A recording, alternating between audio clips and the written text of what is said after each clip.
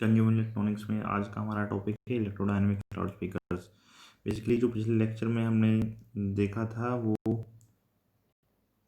Moving कोयल या कौन type loud speaker के बारे में स्टडी की थी, और ये सेकंड है इलेक्ट्रोडायनेमिक लाउड स्पीकर। ये दोनों जो है direct radiating type loud speakers हैं, मूविंग कोयल भी और इलेक्ट्रोडायनेमिक भी। तो आज इलेक्ट्रोडायनेमिक लाउड स्पीकर्स के बारे में हम बात करेंगे। इलेक्ट्रोडायनेमिक लाउड स्पीकर एक्चुअली जो है बेसिकली उसी टाइप का जिस टाइप का मूविंग कॉइल या कौन टाइप लाउड स्पीकर था। केवल अंतर इतना रहता है कि इसमें जो है हम परमानेंट मैग्नेट की जगह जो है इलेक्ट्रोमैग्नेट का प्रयोग करते हैं। इफेक्टिवली ये होता क्यों है, इसकी वोल्टेज बढ़ाने के लिए होता है। वो जो नॉर्मली 20 से 30 वोल्ट तक की रेंज में आते हैं मैक्सिमम आते हैं, तो आपकी मैक्सिमम 20 से 30 वोल्ट तक की रेंज में के ही आउटपुट रहता है उसका। जो मूविंग कॉइल लाउड स्पीकर है वो 30 वाट तक के साइज में उपलब्ध रहते हैं, ये हमने देखा था। और ये यदि उच्च वोल्टेज वाले चाहिए तो लाउड स्पीकर, तो हमें क्या करना पड़ेगा, परमानेंट मैग्नेट की जगह इलेक्ट्रोमैग्नेट का प्रयोग किया जाता है। ये लाउड स्पीकर्स जो है इलेक्ट्रोमैग्नेट का प्रयोग जो करते हैं उन्हें इलेक्ट्रोडायनेमिक लाउड स्पीकर कहलाते हैं। जो लाउड स्पीकर जो है इलेक्ट्रोमैग्नेट का यूज कर रहे हैं वो इलेक्ट्रोडायनेमिक लाउड स्पीकर कहलाते हैं। और ये बेसिकली उसी प्रिंसिपल पर काम करते हैं जिसपे आपका जो है मूविंग कॉइल वाले लाउड स्पीकर पर काम करते हैं। ये मैग्नेटिक फील्ड और करंट के बीच के इंटरेक्शन पर ही डिपेंड करते हैं। इसी प्रिंसिपल पर काम करते हैं, work on the principle of interaction between magnetic field and current. ये इलेक्ट्रोमैग्नेट यूज कर रहे हैं in place of permanent magnet.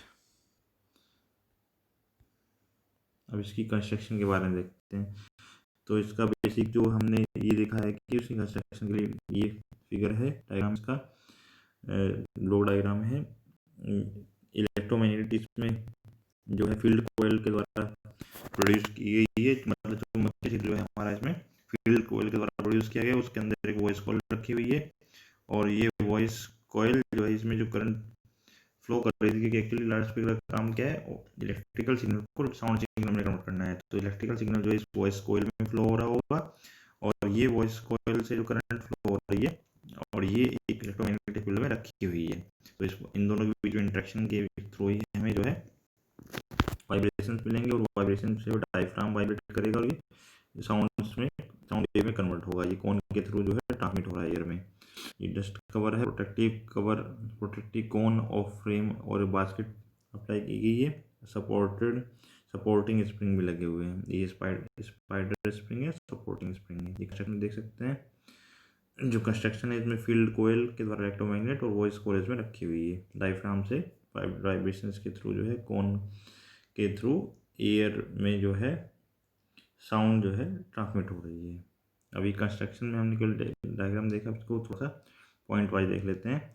Construction में क्या होता है, एक कोर में लिपटी हुई लार्ज फील्ड कोयल द्वारा एक मजबूत व स्टेडी मैग्नेटिक फील्ड उत्पन्न किया जाता है। मतलब जो हमारी फील्ड कोर है, जो फील्ड कोयल है वो एक कोर में लिपटी हुई है, और उसके द्वारा ही एक स्ट्रॉन्ग मैग्नेटिक फील्ड है, स्ट्रॉन्ग और continuous steady magnetic field produce किया जाता है, उत्पन्न किया जाता है। और ये जो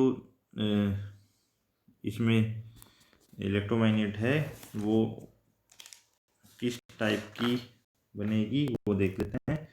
चुंबक जो है वो पोर्ट आकार की होती है, जिसका साउथ पोल जो है सेंटर पर होगा और केंद्र में, और नॉर्थ पोल जो है पेरिफेरी परिधि पर होता है। इसमें देख भी सकते हैं कि जो साउथ पोल है वो सेंटर में है और नॉर्थ पोल जो है वो परिधि पर है। ये पोर्ट टाइप की मैग्नेट इसमें जो है होती है, जिसका साउथ पोल जो है सेंटर पे है और नॉर्थ पोल जो है परिधि में होता है। इस पिक्चर से देख सकते हैं कि नॉर्थ पोल परिधि पे है और साउथ पोल जो है सेंटर में है, और ये फील्ड कॉइल द्वारा प्रोड्यूस्ड इलेक्ट्रोमैग्नेट है। और इलेक्ट्रोमैग्नेट मतलब जो पोर्ट आकार की होती है। कोर जो है इस टाइप का है, इस वजह से क्या होगा कि आपका जो चुंबकीय फ्लक्स है वो पोल पीसीस के मध्य में आएगा। कोर के इस विशेष आकार के कारण जो है चुंबकीय फ्लक्स पोल पीसीस के मध्य में एनुलर गैप एक्चुअली क्या होता है, अंगूठी के समान गोल आकार का गैप होता है। जिस टाइप की अंगूठी के अंदर गोल आकार गैप होता है उसी टाइप का गैप एनुलर गैप कहलाता है। तो कोर के इस विशेष आकार के कारण चुंबकीय फ्लक्स जो है वो पोल पीसीज के मध्य एनुलर गैप में कंसंट्रेटेड मतलब सीमित रहता है। ठीक है, अब कंस्ट्रक्शन में ही वॉइस, अभी तक हमने फील्ड कॉइल के बारे में देखा, उसके द्वारा इलेक्ट्रोमैग्नेट जो जनरेट हो रही है, इलेक्ट्रिक जो एक तरह से मैग्नेटिक फील्ड जो प्रोड्यूस हो रही है उसके बारे में देखा। अब वॉइस कॉइल के बारे में देखते हैं। वॉइस कॉइल जो है उसको फाइबर या एल्यूमिनियम पर लपेटा जाता है। इसका कारण क्या होता है, जैसे कि इसका वेट जो बहुत ज़्यादा ना हो, इसका वजन जो है हल्का रखने के लिए ऐसा किया जाता है, और इसको जो है एनुलर गैप के अंदर रखा जाता है। ठीक है, तो ये कंस्ट्रक्शन के बारे में हमने डायग्राम देखा और 2-3 पॉइंट देखे हैं। अब आते हैं इसकी वर्किंग, कार्यविधि क्या होती है। कार्यविधि में एक्चुअली वर्किंग प्रिंसिपल के हिसाब से इसकी वर्किंग भी है कि एम्पलीफायर के आउटपुट से प्राप्त ऑडियो सिग्नल को वॉइस कॉइल पर अप्लाई किया जाता है। इसका मतलब क्या है कि एम्पलीफायर कहाँ से आ गया उसका ऑडियो सिग्नल। भाई हमें लाउड स्पीकर की वर्किंग देखनी है, और इसमें क्या है कि लाउड स्पीकर का जो इनपुट है वो इलेक्ट्रिकल सिग्नल होगा, और इलेक्ट्रिकल सिग्नल जो है वो वीक होता है, उसको नॉर्मली एम्पलीफायर किया जाता है। इसलिए एम्पलीफायर के आउटपुट से प्राप्त ऑडियो सिग्नल के ऑडियो सिग्नल मतलब जो हमारा इलेक्ट्रिकल सिग्नल है उसको वॉइस कॉइल पर अप्लाई किया जाता है, तो उसमें करंट फ्लो होनी शुरू हो जाएगी। तो वो करंट कैरिंग कॉइल है वो कहाँ रखी हुई है। अच्छा, ऑडियो सिग्नल जो है हम एक तरह से ये कह रहे हैं कि यदि हमारा कोई इलेक्ट्रिकल सिग्नल करंट फ्लो हो रही है, वॉइस कॉइल जो हमारी है वो रखी हुई है, और उसमें जो है करंट फ्लो कर रही है। करंट एक्चुअली है क्या, यदि हम बेसिकली पूरा सिस्टम देखें, पब्लिक एड्रेस सिस्टम, तो सबसे पहले माइक होता है, माइक के बाद एम्पलीफायर या किसी भी प्रोसेसर सर्किट के थ्रू लाउड स्पीकर में जाएगा। तो हमारा इनपुट सिग्नल जो है साउंड सिग्नल होता है, ट्रांसमीटर से कह सकते हैं। साउंड सिग्नल आएगा, वो माइक से जाएगा, वो इलेक्ट्रिकल सिग्नल में कन्वर्ट होगा। ये हमारा माइक का पार्ट खत्म हो गया।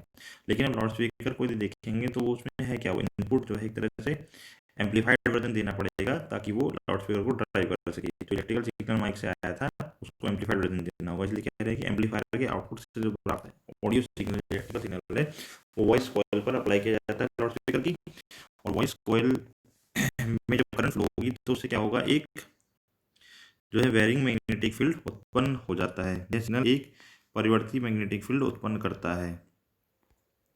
अब एक तो मैग्नेटिक फील्ड जो है हमारा वॉइस कॉइल की करंट से जो है उत्पन्न हो गया है, और एक हमारा फील्ड कॉइल की वजह से इलेक्ट्रोमैग्नेट बनी हुई है। तो एक तरह से दो मैग्नेटिक फील्ड हो गए, उनके आपस में इंटरेक्शन होनी है। या फिर ये समझ लीजिए कि इलेक्ट्रोमैग्नेट के अंदर एक करंट कैरिंग कॉइल रखी हुई है, उस पर एक फोर्स लगेगा, उसकी वजह से कॉइल में मूवमेंट होगा। ये समझ लीजिए, दो तरह से समझ सकते हैं।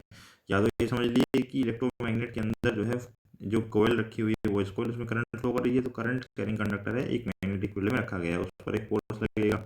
या फिर ऐसे समझ लीजिए कि एक जिसमें दो मैग्नेटिक फील्ड है उनमें इंटरेक्शन होता है। दो मैग्नेटिक फील्ड कौन कौन से हैं, एक मैग्नेटिक फील्ड तो फील्ड कॉइल की वजह से इलेक्ट्रोमैग्नेट जनरेट हुई है, दूसरा जो वॉइस कॉइल है उसमें करंट फ्लो कर रही है, उसमें ऑडियो सिग्नल अप्लाई करके करंट फ्लो हो रही है, तो उससे भी एक वेरिंग मैग्नेटिक फील्ड प्रोड्यूस होगा। वेरिंग क्यों है, क्योंकि वो करंट वेरी कर रही है। ठीक है, जिस हिसाब से माइक से आउटपुट आ रहा है, तो वो इलेक्ट्रिकल सिग्नल वेरी कर रहा है, तो इलेक्ट्रिकल सिग्नल वेरी कर रहा है, तो इसलिए उसमें मैग्नेटिक फील्ड भी वेरिएबल प्रोड्यूस होगी। तो हमने मैग्नेटिक फील्ड वाले पॉइंट ऑफ व्यू से समझाया इसमें कि दो मैग्नेटिक फील्ड जो है, एक तो मैग्नेटिक फील्ड फील्ड कॉइल का मैग्नेटिक फील्ड है, और एक जो है वॉइस कॉइल में जो करंट फ्लो है उसकी वजह से मैग्नेटिक फील्ड है। तो दो मैग्नेटिक फील्ड जो है उनके बीच में एक इंटरेक्शन होगी, दो मैग्नेटिक फील्ड के मध्य परस्पर इंटरेक्शन होगी, उसके कारण जो है कॉइल असेंबली में मैकेनिकल वाइब्रेशन यांत्रिक कंपन उत्पन्न हो जाएंगे, क्योंकि फोर्स प्रोड्यूस होगा तो यांत्रिक कंपन उत्पन्न हो जाएंगे, जिससे कि ऑडियो सिग्नल और जो यांत्रिक कंपन होंगे वो एज पर इलेक्ट्रिकल सिग्नल जो कि वॉइस कॉइल में उसके अकॉर्डिंग ही होंगे, के अनुरूप होंगे, जो कि ऑडियो सिग्नल के अनुरूप होते हैं। तो कुल डाटा जो वर्किंग है उसमें हम एक बार रिपीट कर देते हैं कि ऑडियो सिग्नल को वॉइस कॉइल पर अप्लाई किया जाएगा, उसकी वजह से एक वेरिएबल मैग्नेटिक फील्ड प्रोड्यूस होगा, और जो दो मैग्नेटिक फील्ड हैं ये एक तो फील्ड कॉइल वाला और एक वॉइस कॉइल वाला के मध्य परस्पर इंटरेक्शन के कारण कॉइल असेंबली में मैकेनिकल वाइब्रेशंस मतलब यांत्रिक कंपन उत्पन्न हो जाएंगे, जो कि ऑडियो सिग्नल्स के अनुरूप होंगे। अब जो कोयल में वाइब्रेशन हो रहे हैं तो उससे जुड़ा डायफ्राम है वो भी वाइब्रेट करेगा। तो कोयल में उत्पन्न वाइब्रेशंस उससे जुड़े कोन डायफ्राम में उत्पन्न ट्रांसमिट होते हैं तथा इस प्रकार जो है वो डायफ्राम वाइब्रेट करेगा तो ट्रांसमिशन जो है साउंड वेव्स में कन्वर्ट हो जाएगा। इस प्रकार ध्वनि तरंगे उत्पन्न होती हैं क्योंकि वाइब्रेशन जो है साउंड में प्रेशर क्रिएट करेंगे और एयर में प्रेशर क्रिएट करेंगे, उससे साउंड प्रोड्यूस होती है। तो इस प्रकार ध्वनि तरंगे उत्पन्न होते हैं। कुल मिला के जो है इलेक्ट्रिकल सिग्नल साउंड सिग्नल में कन्वर्ट हो गई। यही हमारा कॉन्सेप्ट है लाउड स्पीकर का। इलेक्ट्रिकल सिग्नल को साउंड सिग्नल में कन्वर्ट करने जो है पर्पज होता है। तो इलेक्ट्रिकल सिग्नल हमने वॉइस कॉइल में अप्लाई किया था, उसकी वजह से मैग्नेटिक फील्ड प्रोड्यूस हुई और वो वॉइस कॉइल एक पहले से ही मैग्नेटिक फील्ड में रखी हुई है, दोनों मैग्नेटिक फील्ड में इंटरेक्शन होता है, उसकी वजह से कॉइल में वाइब्रेशन होते हैं। कॉइल में वाइब्रेशन होंगे तो वो डायफ्राम में भी होंगे कॉनिकल, और डायफ्राम जो कौन है वो इस प्रकार जो है ध्वनि तरंगे उत्पन्न होती हैं। डायफ्राम के बाद वो कौन में जाते हैं, डायफ्राम वाइब्रेट करेगा तो। और जो है अब कुछ पॉइंट्स हैं, एक तरह उनको कंपैरिजन कह सकते हैं। Comparison of moving coil loud speaker and electrodynamic loud speaker के बीच में कंपैरिजन कोई किसी एग्जाम में पूछा जाए या फिर नोट, यदि 2-3 पॉइंट कह सकते हैं कि जो है एडवांटेज भी कह सकते हैं इसका इलेक्ट्रोडायनेमिक लाउड स्पीकर का with respect to moving coil loud speaker, ये कंपैरिजन। तो पहला पॉइंट तो ये है कि ये जो है इन शॉर्ट बता देते हैं, फिर क्यों कैसे होता है बाद में बताएंगे कि इसकी जो पावर हैंडलिंग कैपेसिटी है वो ज़्यादा होती है। दूसरा, इसकी जो फ्रिक्वेंसी रिस्पॉन्स है वो अच्छी होती है। तीसरा, इसकी कॉस्ट ज़्यादा होती है। ये जो है डिसएडवांटेज है, थर्ड वाला। शुरू हो गए 2 एडवांटेज है। ये हम डिटेल में एक बार देख लेते हैं कि पावर हैंडलिंग कैपेसिटी ज़्यादा क्यों होती है। इसका कारण ये है कि जो हमारा इलेक्ट्रोडायनेमिक लाउड स्पीकर है उसमें फील्ड कॉइल से जो मैग्नेटिक फील्ड प्रोड्यूस हो रही है वो हाई डेंसिटी फ्लक्स होता है। इस तरह से ये समझ लीजिए कि उसकी स्ट्रेंथ ज़्यादा होती है। इलेक्ट्रोडायनेमिक लाउड स्पीकर में फील्ड कॉइल द्वारा उत्पन्न चुंबकीय क्षेत्र moving coil type loud speaker में परमानेंट मैग्नेट द्वारा उत्पन्न चुंबकीय क्षेत्र से काफ़ी ज़्यादा होता है। भाई इलेक्ट्रोडायनेमिक लाउड स्पीकर में तो फील्ड कॉइल से मैग्नेटिक फील्ड उत्पन्न हो रहा है और मूविंग कॉइल लाउड स्पीकर में परमानेंट मैग्नेट से चुंबकीय क्षेत्र उत्पन्न हो रहा है, मैग्नेटिक फील्ड उत्पन्न हो रहा है। तो जो इलेक्ट्रोडायनेमिक लाउड स्पीकर में चुंबकीय क्षेत्र उत्पन्न हो रहा है वो ज़्यादा होता है, स्ट्रॉन्ग होता है, स्ट्रेंथ उसकी ज़्यादा होती है। तो इसलिए जो है electrodynamic loud speaker moving coil type loud speaker की तुलना में अधिक पावर हैंडल कर सकते हैं। ये जो है 20 वाट से 100 वाट की रेटिंग में उपलब्ध होते हैं, जबकि वो केवल 20 या 30 वाट तक ही उपलब्ध होते हैं जो आपके मूविंग कॉइल लाउड स्पीकर हैं। दूसरा पॉइंट, बाकी तो पॉइंट ये है कि इलेक्ट्रोडायनेमिक लाउड स्पीकर की आवर्ती frequency response moving coil loud speaker की तुलना में बेहतर होती है और इसकी कॉस्ट ज़्यादा होती है। कॉस्ट ज़्यादा इसलिए होती है क्योंकि इसमें इलेक्ट्रोमैग्नेट के लिए पावर सप्लाई की आवश्यकता होती है। अब इसमें एक टॉपिक है इसकी अभिलक्षण, कैरेक्टरिस्टिक्स सब टॉपिक है ये इलेक्ट्रोडायनेमिक लाउड स्पीकर का। अभिलक्षण क्या क्या होते हैं इसकी तो एफिशिएंसी जो है अच्छी होती है, 40% से अधिक होती है। एसएनआर जो है 40 dB होता है। फ्रीक्वेंसी रिस्पॉन्स, एसएनआर मतलब signal to noise ratio, frequency response आवर्ती नगरीय कहते हैं, 10 किलोवाट तक लगभग जो है ये फ्लैट रहता है इसकी आवर्ती क्रिया। और इसका हाई फ्रीक्वेंसी रिस्पॉन्स और अच्छा जो है हो सकता है, इंप्रूवमेंट हो सकता है यदि ट्विटर का प्रयोग करें। ट्विटर का प्रयोग करके उच्च आवर्ती क्रिया में भी सुधार लाया जा सकता है।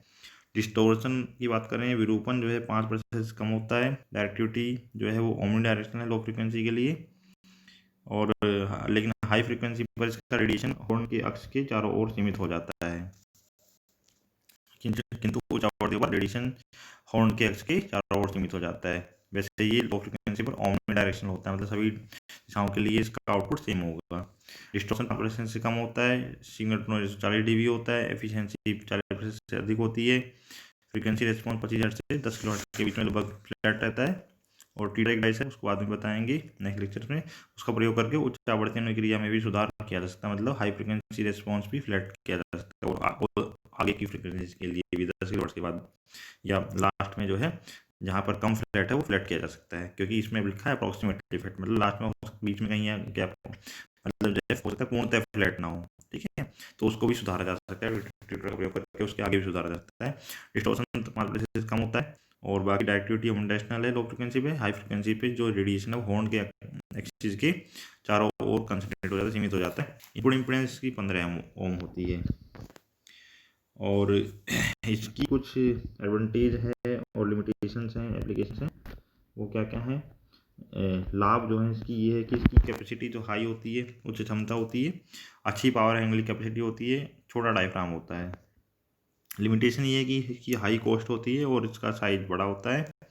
एप्लीकेशन अनुप्रयोग की बात करें तो ये बड़े ऑडिटोरियम जैसे हॉल या श्रोता कक्ष में बहुत सारे लोग बैठे हुए हैं, उसके लिए यूज हो सकता है। स्टेडियम जैसे खेल का मैदान है उसमें यूज हो सकते हैं, और पब्लिक एड्रेस सिस्टम के लिए भी इसको यूज कर सकते हैं। ये एप्लीकेशन है, लाभ और सीमाएं एप्लीकेशन मतलब अनुप्रयोग है। बाकी इसको आज के लेक्चर में हमने मेनली जो है direct radiating type loud speaker में सेकंड एग्जांपल था इलेक्ट्रोडायनेमिक लाउड स्पीकर देखा है, उसकी वर्किंग प्रिंसिपल, कंस्ट्रक्शन और वर्किंग, और उसका comparison moving coil loud speaker से, उसकी कैरेक्टरिस्टिक्स, अभिलक्षण, लाभ, सीमाएं और एप्लीकेशन। Thank you.